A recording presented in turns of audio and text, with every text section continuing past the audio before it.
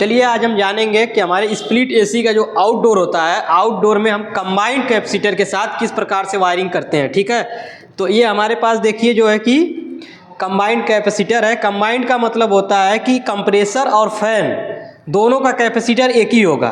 Combined capacitor उसी को बोलते हैं। और कंबाइंड कैपेसिटर के साथ किस प्रकार से आउटडोर की वायरिंग करते हैं, आइए आपको दिखाते हैं और आपको अच्छे तरीके से समझाते हैं। तो ये देखिए हमारा मोटर है, 220 वोल्टेज से चलने वाला मोटर है। तो इसमें देखिए 3 पिन होती है, मोटर हो या कंप्रेसर हो, किसी में भी 3 पिन होती है जो 220 वोल्टेज से चलता है, कॉमन, रनिंग और स्टार्टिंग। तो इसमें देखिए 3 पिन है, कॉमन, रनिंग और स्टार्टिंग, इसको हम ले लेते हैं। और ये देखिए हमारा कंप्रेसर है। कंप्रेसर में भी देखिए 3 पिन लगी हुई है, एक रेड कलर की है, एक ब्लैक कलर की है और एक वाइट कलर की है। ये भी हमारी कॉमन, रनिंग और स्टार्टिंग है। और यहाँ पर देखिए कंप्रेसर पर लिखा हुआ है, जो इसका एक रबड़ का कवर आता है कंप्रेसर के साथ, उस पर लिखा होता है कि कौन सा इसमें कॉमन है, कौन सा रनिंग है और स्टार्टिंग कौन सा है। अगर नहीं लिखा होता है तो कॉमन, रनिंग, स्टार्टिंग किस प्रकार निकालते हैं हम अपने वीडियो में बताए हुए हैं, आप वहाँ से देख सकते हैं। बाकी यहाँ पर लिखा हुआ है, उस प्रकार से हम समझते हैं। ठीक है, तो इसमें भी देखिए कॉमन, रनिंग और स्टार्टिंग तीनों, इसका भी मिल गया और इसका भी कॉमन, रनिंग, स्टार्टिंग मिल गया हमारे पास। ठीक है, तो ये हमारा कंबाइंड कैपेसिटर है। इसमें हम किस प्रकार से वायरिंग करेंगे आइए देखते हैं। सबसे पहले देखिए जो इंडोर से हमारा मेन लीड आता है, यहाँ पे लाके दिखाइए। इंडोर से जो मेन लीड आती है, न्यूट्रल और फेस, न्यूट्रल और फेस यहाँ पर आकर के लगी हुई है। न्यूट्रल और फेस ब्लैक वायर लगा हुआ है। तो ये हमारे इंडोर से होकर के आउटडोर में ये हमारा करंट का जो सप्लाई आता है। ठीक है, उसके बाद आगे हम सप्लाई किस प्रकार देते हैं आइए आपको दिखाते हैं। तो ये देखिए जो हमारा ब्लैक वाला है, ये हमारा देखिए जो ब्लैक वाला है, ब्लैक वाला या रेड वाला, कोई भी एक वायर जो यहाँ से हम इन हो रहा है, इंडोर से आकर के यहाँ पे इन हो रहा है, वहाँ से जहाँ से आउट होता है वहीं से हम 2 तार निकालेंगे।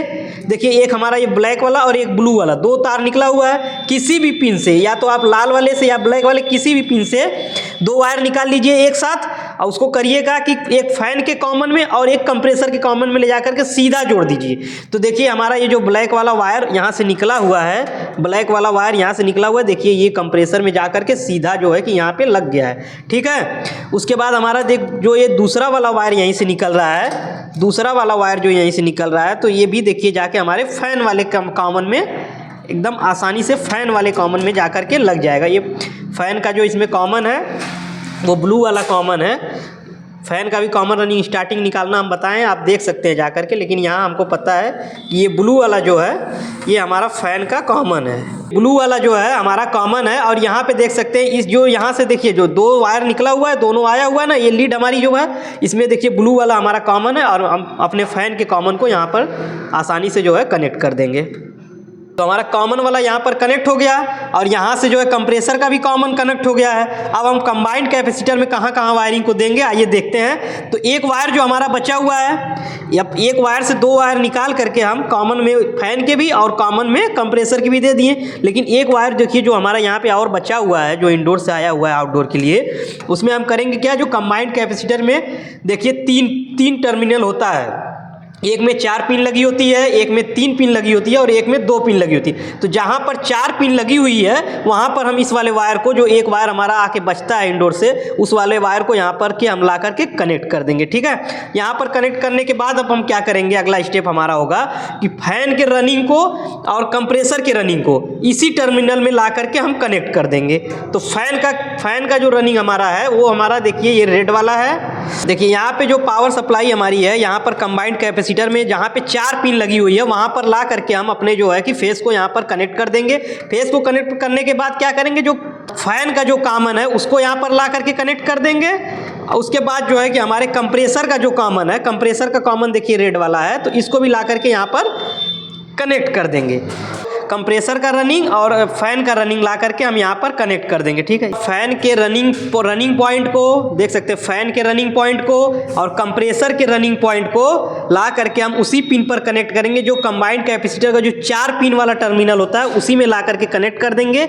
और ये हमारा यहाँ से वायर ले जा करके जो फेस या न्यूट्रल कोई भी वायर हो जो बचा हुआ है उसको ले जा करके वहाँ कनेक्ट कर देंगे। और हमारे रनिंग का जो वायरिंग है वो कंप्लीट हो गया।